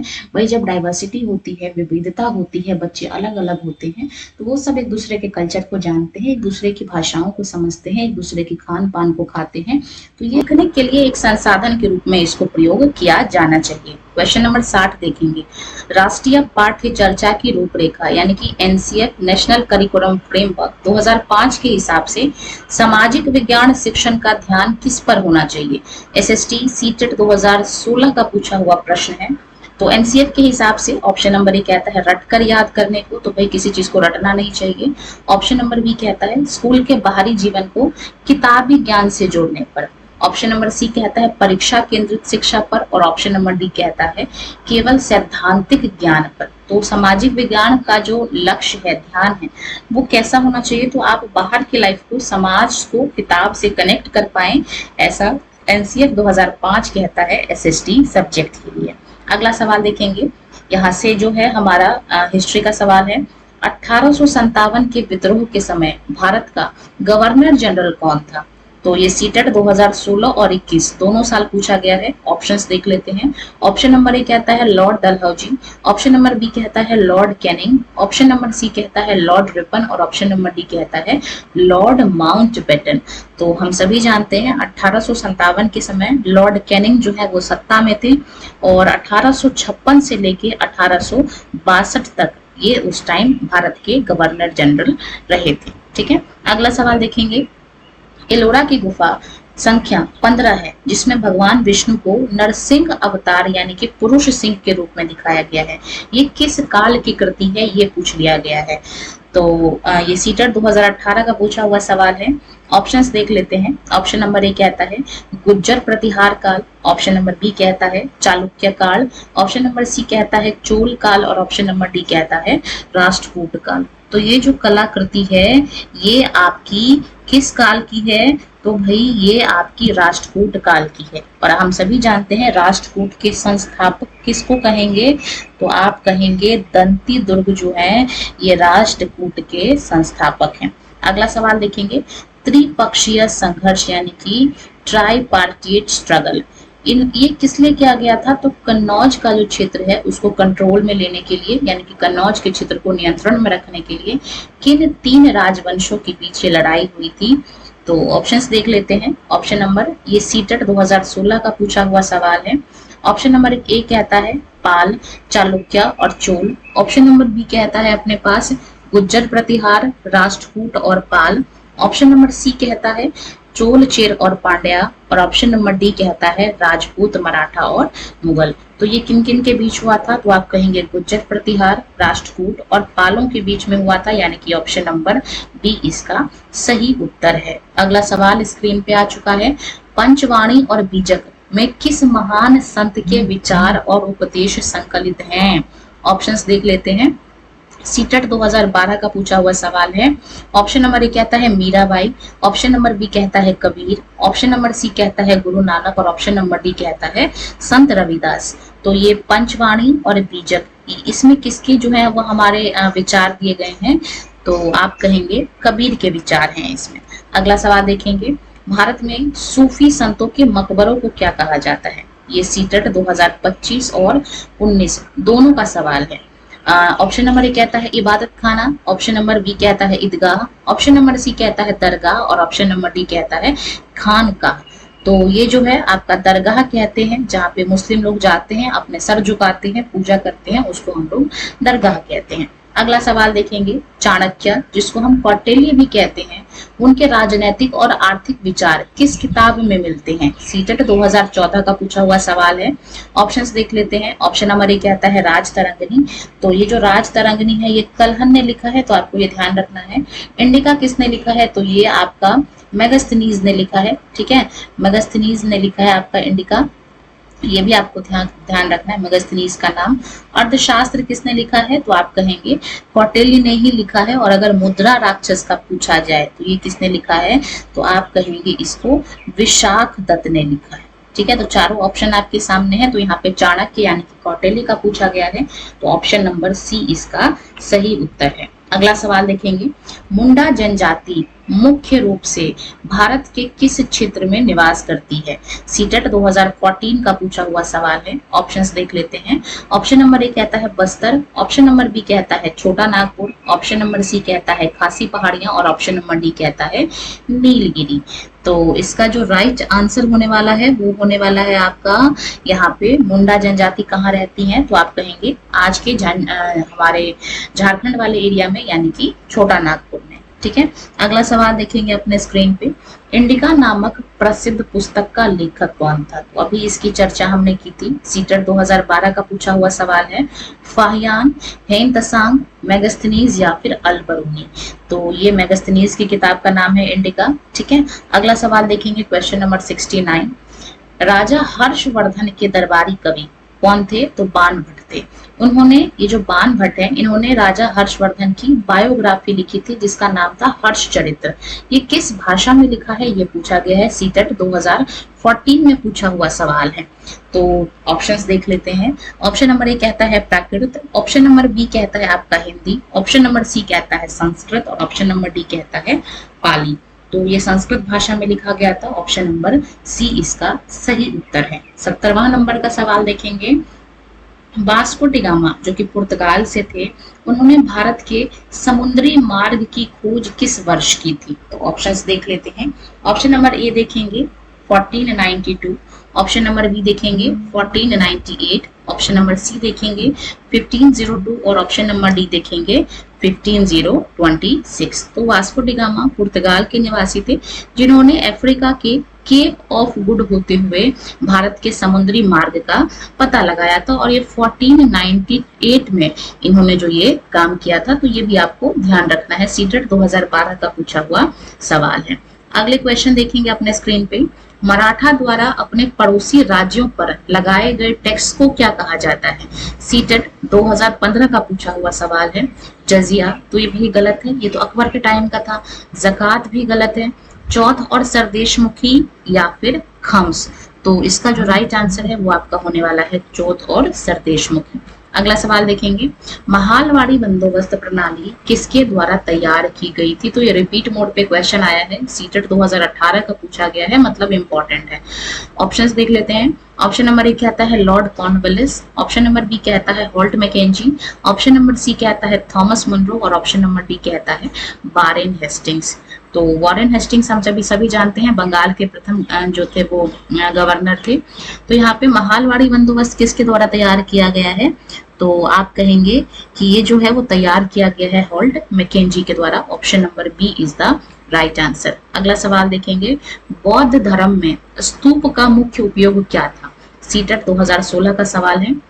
रहने का स्थान था ये, या फिर पवित्र अवशेषों को रखने का स्थान था, या फिर व्यापारिक केंद्र था, या फिर एक लाइब्रेरी यानी कि पुस्तकालय था? तो हम सभी जानते हैं यहाँ पे स्तूप में क्या होता था, पवित्र अवशेषों को रखने की जगह थी। अगला सवाल अपने स्क्रीन पे, सत्य शोधक समाज के संस्थापक कौन थे? तो जितने भी समाज हैं, आर्य समाज, सत्य शोधक समाज, ब्रह्म समाज, सभी के आपको संस्थापक और ईयर कम से कम जो है वो ध्यान रखने चाहिए। सीटेट 2015 और 21 का सवाल है। ऑप्शंस देख लेते हैं। ऑप्शन नंबर ए कहता है BR. Ambedkar, option number B कहता है Jyotirao Phule, option number C कहता है पेरियार और ऑप्शन नंबर डी कहता है आर यानी कि राजा राम मोहन रॉय। तो यहाँ पे सत्य शोधक समाज के जो फाउंडर थे वो हम सभी जानते हैं कौन थे, ज्योतिराव फुले थे। अगला सवाल देखेंगे अपने स्क्रीन पे, किस युद्ध के बाद ईस्ट इंडिया कंपनी ने बंगाल, बिहार और उड़ीसा के दीवानी अधिकार प्राप्त कर लिए? ठीक है, तो ऑप्शंस देख लेते हैं। ऑप्शन नंबर ए कहता है प्लासी का युद्ध, ऑप्शन नंबर बी कहता है बक्सर का युद्ध, ऑप्शन नंबर सी कहता है पानीपत का युद्ध और ऑप्शन नंबर डी कहता है मैसूर का युद्ध। तो ये जो मैसूर का युद्ध है ये तो गलत है क्योंकि ये टीपू सुल्तान के साथ हुआ था, तो यहाँ पे ईस्ट इंडिया कंपनी वाली बात नहीं है, ये दक्षिण भारत का युद्ध है। पानीपत की युद्ध की बात करें तो यहाँ पे 3 युद्ध हुए थे। एक हुआ था 1526 में, प्रथम युद्ध था। दूसरा हुआ था अपने पास जो 1556 में, ये सेकंड पानीपत का वॉर था। और तीसरा हुआ था 1761 में। तो तीनों आपको ध्यान रखना है। ये 14 जो है वो जनवरी को हुआ था, ये आपका 5 नवंबर को हुआ था तो ये आपको डेट के साथ याद रखना है, तीनों चीजें जो है वो आपकी इंपॉर्टेंट है। ठीक है, 1526 में इब्राहिम लोदी और बाबर के बीच में हुआ था, जिसमें इब्राहिम लोदी की हार हुई थी, बाबर की जीत हुई थी और यहीं से मुगल वंश की स्थापना होती है। 5 नवंबर को हेमू और अकबर के बीच हुआ था, जिसमें हेमू की हार हुई थी और अकबर की जो है वो जीत हुई थी, तो आपको ये भी ध्यान रखना है। तीसरा जो जनवरी में हुआ था, ये किस किस के बीच में हुआ था, तो ये मराठा और अफगान के बीच में हुआ था, जिसमें मराठा की जो है वो हार हुई थी, अफगान की जीत हुई थी। तो ये पानीपत के प्रथम 3 युद्ध हैं। बक्सर की अगर मैं बात करती हूँ, तो बक्सर का जो युद्ध हुआ था वो आपका 22 अक्टूबर 1764 में हुआ था, बक्सर का युद्ध। ये भी आपको याद रखना है, जिसमें एक तरफ हेक्टर मुनरो थे, ठीक है, एक तरफ हेक्टर मुनरो थे और दूसरी तरफ मीर कासिम थे, दूसरी तरफ मीर कासिम थे, जिसमें आपकी मीर कासिम हार गए थे, हेक्टर मुनरो जीत गए थे। बात करेंगे प्लासी का युद्ध, तो हम सभी जानते हैं कि ये जो है आपका 23 जून 1757 में होता है और जिसमें सिराजुद्दौला की हार हो जाती है और रॉबर्ट क्लाइव इसमें जीत जाते हैं। तो इसके बाद जो अगला साल था, ठीक है, 23 जून 1757 में होता है और 1758 में क्या होता है कि ब्रिटिश के पास दीवानी राइट्स आ जाता है। ठीक है, यानी कि प्लासी का युद्ध जो है वो इसका सही उत्तर है। ठीक है, अगला 1765 में आपके पास आता है। 1765 में बक्सर के युद्ध में ऐसा होता है, प्लासी में नहीं होता। प्लासी के ठीक बाद बक्सर का युद्ध होता है 4-5 साल बाद। तो 1765 में इन लोगों के पास दीवानी अधिकार प्राप्त किया जाता है। ठीक है, अगला सवाल देखेंगे, विश्व का सबसे गहरा गर्त यानी कि वर्ल्ड का सबसे डीपेस्ट जो ट्रेंच है, जिसका नाम है मारियाना ट्रेंच। ये जो मारियाना ट्रेंच है ये किस महासागर में स्थित है? तो आपको ये पता चल गया कि वर्ल्ड का सबसे डीपेस्ट पॉइंट आपका मारियाना ट्रेंच है और ये सीटेड 2014 और 18 दोनों साल पूछा गया है। किस महासागर में है? तो ऑप्शंस देख लेते हैं। ऑप्शन नंबर ए कहता है हिंद महासागर, ऑप्शन नंबर बी कहता है अटलांटिक, ऑप्शन नंबर सी कहता है प्रशांत और ऑप्शन नंबर डी कहता है आर्कटिक। तो हम सभी जानते हैं प्रशांत जो है वो सबसे बड़ा महासागर है और इसी में जो है ये विश्व का सबसे गहरा गर्त मारियाना गर्त जो है वो स्थित है। अगर ये पूछा जाए कि सबसे व्यस्त जो है वो कौन सा महासागर है, तो आप कहेंगे अटलांटिक। अगला सवाल देखेंगे, वायुमंडल की कौन सी परत उल्का पिंड, जिसको हम लोग मेटेरॉइड्स कहते हैं, जब ये जलता है तो इससे उसकी रक्षा करती है? तो ऑप्शंस देख लेते हैं। सीटेट 2018 और 21 दोनों साल पूछा गया है। ऑप्शन नंबर ए देखेंगे शोभ मंडल, ऑप्शन नंबर बी देखेंगे समताप मंडल, ऑप्शन नंबर सी देखेंगे मध्य मंडल और ऑप्शन नंबर डी देखेंगे आयन मंडल। तो ये जो उल्का पिंड है शोभ मंडल पहली परत है जिसमें मौसम संबंधित सभी घटनाएं होती हैं। सेकंड जो है हमारा समताप मंडल है, रिपीट मोड पे ये भी क्वेश्चन आया है, इंपॉर्टेंट है। समताप मंडल में आपका क्या होता है कि इसमें एक तो हवाई जहाज चलती है और O3 यानी कि ओजोन की परत है जो कि सूर्य की हानिकारक किरणों से हमारी रक्षा करती है। इसकी तीसरी परत है मेसोस्फीयर जिसको हम लोग मध्य मंडल कहते हैं। ये जो है सबसे ठंडी परत है और यहीं पे जब जलती हुई हमारी उल्का पिंड आती है तो यहीं पे जल जाती है और वो पृथ्वी तक नहीं गिरती है। तो ये जो हमारा मध्य मंडल है ये इसको प्रोटेक्ट करता है। ठीक है, आयान मंडल जो है ये चौथी परत है और यहीं पे जो है हमारे रेडियो संचार होते हैं। अगला सवाल देखेंगे, भारत का मानक देशांतर यानी कि स्टैंडर्ड मेरिडियन क्या माना गया है? तो यहाँ पे जो हमारा भारत है वो 68 से लेके लमसम 97 तक फैला हुआ, तो इसके बीच में एक ये पूर्व, ये भी पूर्व है और ये भी पूर्व है। ठीक है, तो हमारा पश्चिम गलत हो गया। इसके बिल्कुल बीच का समय लिया गया है, यानी कि जो पीछे थे उनको आगे कर दिया गया है और जो आगे थे उनको पीछे कर दिया गया है। तो एक फिक्स टाइम लिया गया है जिसको हम लोग कहते हैं 82.5 डिग्री ईस्ट में। अगला सवाल देखेंगे, लक्षद्वीप द्वीप समूह कहाँ स्थित है? सीटेट 2015 और 18 का पूछा हुआ सवाल है। तो ऑप्शन नंबर ए है बंगाल की खाड़ी। तो लक्षद्वीप हम सभी जानते हैं हमारे भारत में 2 द्वीप समूह हैं, पहला है अंडमान और निकोबार और दूसरा है लक्षद्वीप। तो हम सभी जानते हैं बंगाल की खाड़ी में हमारा अंडमान एंड निकोबार है, अरब सागर में क्या है? लक्षद्वीप है। तो ऑप्शन नंबर बी जो है वो इसका राइट उत्तर है। अगला सवाल, सिल्वी कल्चर, अभी तक आपने कई सारे खेती के प्रकार देखे होंगे, यहाँ पे पूछा गया है सिल्वी कल्चर किस चीज से संबंधित है? सीटेट 2016 का पूछा हुआ सवाल है। ऑप्शंस देख लेते हैं। ऑप्शन नंबर 1 कहता है रेशम कीट पालन, तो इसको तो भाई हम लोग सेरीकल्चर कहते हैं, ठीक है। वन एवं वन्य उत्पादों का विकास, इसी को हम लोग क्या कहते हैं, सिल्वीकल्चर के नाम से जानते हैं, यानी कि ऑप्शन नंबर बी जो है वो इसका सही उत्तर है। अगर मैं अंगूर की खेती की बात करूं तो इसको हम लोग विटीकल्चर बोलते हैं, और मछली पालन को हम लोग क्या बोलते हैं, तो आप कहेंगे इसको हम लोग पिसीकल्चर मानते हैं। तो चारों ऑप्शन जो है वो आपको ध्यान कर लेना चाहिए। 81 नंबर का सवाल देखेंगे, किस महाद्वीप को विज्ञान के लिए समर्पित महाद्वीप कहा जाता है, साइंस के लिए समर्पित महाद्वीप। ऑप्शंस देख लेंगे। अच्छा, सीटेट 2014 का पूछा हुआ सवाल है अपने पास। तो ऑप्शन नंबर ए देखेंगे अंटार्कटिका, ऑप्शन नंबर बी देखेंगे ऑस्ट्रेलिया, ऑप्शन नंबर सी देखेंगे यूरोप, और ऑप्शन नंबर डी देखेंगे उत्तरी अमेरिका। तो हम सभी जानते हैं बर्फ से ढका हुआ है अंटार्कटिका, और यहीं पे हमारे कई सारे रिसर्च स्टेशन है, जिसमें मैत्री और दक्षिण गंगोत्री भारत का है, तो वो भी आपको ध्यान रखना है, यानी कि ऑप्शन नंबर ए इसका सही उत्तर है। और यहाँ कोई मानव निवास जो है वो नहीं है। 82 नंबर का क्वेश्चन देखेंगे, इनमें से कौन सा उद्योग सनराइज उद्योग, सनराइज का मतलब बढ़ना, ठीक है, का उदाहरण है। सीटेट 2021 का पूछा हुआ सवाल है।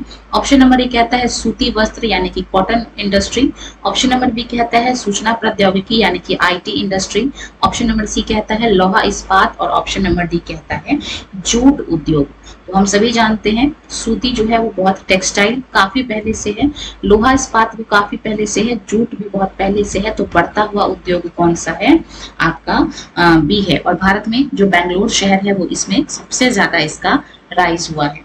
83 नंबर क्वेश्चन देखेंगे, यहाँ पे सीटेट 2012 का पूछा हुआ सवाल है, भूकंप यानी कि अर्थक्वेक की तीव्रता इंटेंसिटी मापने के लिए किस यंत्र का उपयोग किया जाता है, ये हमसे पूछा गया है। तो ऑप्शंस देख लेते हैं। ऑप्शन नंबर ए कहता है बैरोमीटर, तो ये जो बैरोमीटर है ये तो हम लोग वायुमंडलीय दाब मापने के लिए करते हैं, ठीक है। दूसरा ऑप्शन देखेंगे लेक्टोमीटर, तो ये जो लेक्टोमीटर है ये दूध की प्योरिटी यानी कि शुद्धता को जांचने के लिए करते हैं। सिस्मोग्राफ, इसी से क्या होता है, भूकंप मेजर होता है, और हम सभी जानते हैं थर्मामीटर से हम लोग तापमान मापते हैं। अगला सवाल देखेंगे, पृथ्वी का सबसे बड़ा महाद्वीप कौन सा है। सीटेट 2011 का पूछा हुआ सवाल है।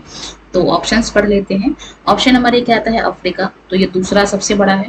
ऑप्शन नंबर बी कहता है एशिया, ये सबसे बड़ा है। ऑप्शन नंबर सी कहता है उत्तरी अमेरिका, तो ये तीसरा सबसे बड़ा है। और ऑप्शन नंबर डी कहता है यूरोप, और ये छठे नंबर पे आता है, ठीक है। तो राइट आंसर कौन सा हुआ, यहाँ पे सबसे बड़ा पूछा है तो आप कहेंगे एशिया, सबसे छोटा पूछता तो आप कहेंगे ऑस्ट्रेलिया।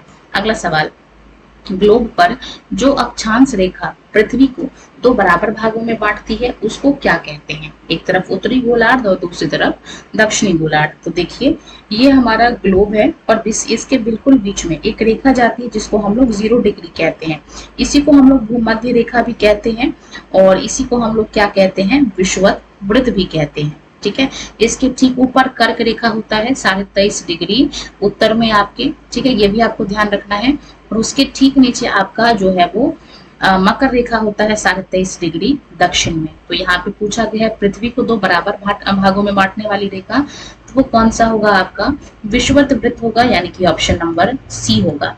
क्वेश्चन नंबर 86 देखेंगे अपने स्क्रीन पे, उत्तरी अमेरिका के शीतोष्ण घास के मैदानों को क्या कहा जाता है।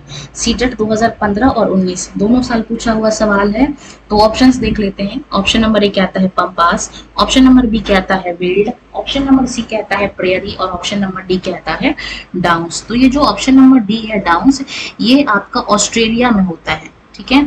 और ऑस्ट्रेलिया के साथ आपको एक और, ऑस्ट्रेलिया महाद्वीप में होता है, और अगर देश का नाम पूछा जाए तो ऑस्ट्रेलिया के साथ आपको न्यूजीलैंड का भी जो है वो ध्यान में रख लेना है, ठीक है। अगर यहाँ पे मैं प्रेयरी की बात करूं तो जो प्रेयरी है ये आपका बेसिकली यूएसए और कनाडा में होता है, ठीक है, यानी कि उत्तरी अमेरिका में पाया जाता है। तो यही जो है वो इसका राइट आंसर है, ठीक है। और अगर यहाँ पे आपसे पूछ लिया जाए कि वेल्ड कहाँ है, तो आप कहेंगे ये कहाँ पे पाया जाता है, साउथ अफ्रीका में, ठीक है, यानी कि दक्षिण अफ्रीका में। और पंपास का पूछा जाए तो ये आपका साउथ अमेरिका यानी कि दक्षिण अमेरिका में पाया जाता है। बेसिकली अर्जेंटीना वगैरह जो देश है वो यहाँ पे पाया जाता है, ठीक है। अगला सवाल देखेंगे हम अपने स्क्रीन पे, 87 नंबर का सवाल है, वायुमंडल में सबसे अधिक किस गैस का प्रतिशत है? सीटेट 2016 का सवाल है। ऑप्शंस देख लेते हैं। ऑप्शन नंबर ए कहता है ऑक्सीजन, ऑप्शन नंबर बी कहता है carbon dioxide, option number C कहता है नाइट्रोजन और ऑप्शन नंबर डी कहता है आर्गन। तो यहाँ पे दे दिया गया है सबसे ज्यादा नाइट्रोजन पाया जाता है, लगभग 78%, यानी कि ऑप्शन नंबर सी इसका सही उत्तर है। अच्छा, कार्बन डाइऑक्साइड पूछा जाए तो लगभग 1% हम लोग लिख लेते हैं, हालांकि 1% से भी कम है। ऑक्सीजन लगभग 21% पाया जाता है, तो ऑप्शन नंबर सी इसका सही उत्तर है। क्वेश्चन नंबर 88 देखेंगे स्क्रीन पे। मैंग्रोव वन किस प्रकार के पानी में पनप सकते हैं? ऑप्शंस देख लेते हैं। केवल मीठे पानी में, ऑप्शन नंबर बी देख लेते हैं केवल ठंडे पानी में, ऑप्शन नंबर सी देख लेते हैं खारे और मीठे दोनों प्रकार के पानी में, और ऑप्शन नंबर डी देखेंगे बर्फ के नीचे। तो ये जो आपका मैंग्रोव वन है ये आपका तटीय क्षेत्र में पाया जाता है, यानी कि जहाँ पे खारा और मीठा दोनों तरह का पानी हो। अगला सवाल देखेंगे। पृथ्वी अपनी धुरी पर एक चक्कर पूरा करने में कितना टाइम लेता है? सीटेट 2018 का पूछा हुआ सवाल है। तो जब पृथ्वी अपनी ही धुरी पे घूमेगी तो ये लगभग कितने घंटे का टाइम लेती है? आप कहेंगे 24 घंटे का। इसी को हम लोग दिन और रात बनना कहते हैं। अच्छा, पृथ्वी जब सूरज का एक चक्कर काटेगी तो 365 दिन का समय लेगी। अच्छा, आज के 90th नंबर का सवाल देखेंगे। सभी क्वेश्चन अपने आप में इम्पोर्टेंट हैं, एग्जाम के दृष्टिकोण से काफी ज्यादा महत्वपूर्ण है। तो अगर आपका इरादा है इस बार सीटेट अच्छे नंबर से पास करने का तो कंप्लीटली वीडियो को सही तरीके से देखना है। यकीन मानिए अगर एक बार आपने इस वीडियो को अच्छे से पढ़ लिया, समझ लिया तो संपूर्ण एसएसटी आपके कंट्रोल में हो जाएगा। 90th नंबर का सवाल देख लीजिए स्क्रीन पे। सीटेट 2014 का पूछा हुआ है। सुंदरबन डेल्टा का निर्माण किन दो नदियों के संगम से होता है, यानी कि किन दो नदियों के मिलने से होता है? ऑप्शन नंबर ए देखेंगे सिंधु और सतलज, गलत है। ऑप्शन नंबर बी देखेंगे गंगा और ब्रह्मपुत्र। यही सवाल जो है वो हमारा इसका सही उत्तर है। अगला सवाल देखेंगे। भारतीय संविधान का अनुच्छेद 17 यानी कि आर्टिकल 17 किस विषय से संबंधित है? इंपॉर्टेंट आर्टिकल है ये। 18 और 21 दोनों साल पूछा गया है सीटेट में। ऑप्शंस देख लेते हैं। शिक्षा का अधिकार, तो भाई ये तो गलत है। ऑप्शन नंबर बी देखेंगे, ये जो हमारा शिक्षा के अधिकार है ये आर्टिकल 21 के ए में दिया गया है। छुआछूत का अंत, ठीक है। ऑप्शन नंबर सी कहता है उपाधियों का अंत, और ऑप्शन नंबर डी कहता है बोलने की स्वतंत्रता। तो ये जो आपका अनुच्छेद 17 है ये किस चीज के लिए है? तो आप कहेंगे छुआछूत के अंत के लिए। ऑप्शन नंबर बी इसका सही उत्तर है। आर्टिकल नंबर 18 में उपाधियों का अंत है और आर्टिकल नंबर 19 में बोलने की स्वतंत्रता की बात कही गई है। अगला सवाल देखेंगे। किसी राज्य का संवैधानिक प्रमुख कौन होता है? ठीक है, ध्यान देना है। संवैधानिक प्रमुख यानी कि संविधान के दृष्टिकोण से कौन उस स्टेट का हेड है। सीटेट 2015 का पूछा हुआ सवाल है। ऑप्शंस देख लेते हैं। ऑप्शन नंबर ए कहता है मुख्यमंत्री, ऑप्शन नंबर बी कहता है मुख्य न्यायाधीश, ऑप्शन नंबर सी कहता है राज्यपाल और ऑप्शन नंबर डी कहता है प्रधानमंत्री। तो यहाँ पे स्टेट का पूछा गया है, तो स्टेट में न्यायाधीश और प्रधानमंत्री की तो बात ही हटा देते हैं, स्टेट का पूछा है। तो यहाँ पे संविधान में कौन प्रमुख है? आप कहेंगे राज्यपाल। अगर देश में पूछ लेता तो राष्ट्रपति बोल देते हम लोग। अगला सवाल देखेंगे। राज्यसभा में राष्ट्रपति के द्वारा कितने सदस्य को मनोनीत किया जाता है? सीटेट 2016 का पूछा हुआ सवाल है। 93rd नंबर का सवाल है। ऑप्शन नंबर ए देखेंगे 2, ऑप्शन नंबर बी देखेंगे 10, ऑप्शन नंबर सी देखेंगे 12 और ऑप्शन नंबर डी देखेंगे 14। तो राष्ट्रपति जो है वो राज्यसभा में कुल 12 सदस्यों को नॉमिनेट कर सकता है जो कि अलग अलग क्षेत्रों से आते हैं। 94th नंबर का सवाल देख लेते हैं। भारत में सर्वोच्च न्यायालय के न्यायाधीश किस आयु तक अपने पद पर रह सकते हैं? सीटेट 2014 का पूछा हुआ सवाल है। ऑप्शंस देख लेते हैं। ऑप्शन नंबर ए कहता है 60 साल, ऑप्शन नंबर बी कहता है 62, ऑप्शन नंबर सी कहता है 65 और ऑप्शन नंबर डी कहता है 70 साल। तो इसका जो राइट आंसर होने वाला है वो आपका होने वाला है 65 ईयर्स। नेक्स्ट क्वेश्चन अपने स्क्रीन पे देखेंगे। संविधान सभा की प्रारूप समिति यानी कि ड्राफ्टिंग कमेटी के अध्यक्ष कौन थे? सीटेट 2012 और 19 दोनों साल पूछा गया है। ऑप्शंस देख लेते हैं। ऑप्शन नंबर ए कहता है doctor Rajendra Prasad, option number B देखेंगे B R Ambedkar, option number C कह रहा है जवाहरलाल नेहरू और ऑप्शन नंबर डी कह रहा है सरदार वल्लभ भाई पटेल। तो इसका जो सही उत्तर है वो होने वाला है डॉक्टर बी आर अम्बेडकर। अगला सवाल देख लेंगे स्क्रीन पे। शिक्षा का अधिकार यानी कि राइट टू एजुकेशन एक्ट 2009 किस आयु वर्ग के बच्चों के लिए मुफ्त और अनिवार्य शिक्षा की गारंटी देता है, यानी कि फ्री और कंपल्सरी एजुकेशन। 2015 और 18 दोनों साल पूछा गया है। तो ये जो आरटीई एक्ट है 2009 का, ये 6 से 14 साल के बच्चों के लिए फ्री एजुकेशन की बात करता है, यानी कि option number B is the right answer. 97 number का सवाल देखेंगे। एक ग्राम पंचायत कई छोटे छोटे क्षेत्रों में बटी होती है, तो इन छोटे छोटे क्षेत्रों को क्या कहा जाता है? सीटेट 2016 का पूछा हुआ सवाल है। तो ऑप्शंस देख लेते हैं यहाँ पे हम लोग। ऑप्शन नंबर ए कहता है ग्राम सभा, ऑप्शन नंबर बी कहता है वार्ड, ऑप्शन नंबर सी कहता है कस्बा, और ऑप्शन नंबर डी कहता है जिला। तो भाई जिला तो बिल्कुल गलत हो गया, ठीक है। सही कौन सा है? तो आप कहेंगे वार्ड जो है वो इसका अधिक सही उत्तर है। अगला सवाल देखेंगे। संसद के 2 सत्रों के बीच, यानी कि पार्लियामेंट के 2 सेशन के बीच मैक्सिमम कितना गैप हो सकता है? ऑप्शंस देख लेते हैं। 3 महीने, 6 महीने, 9 महीने या फिर 1 साल।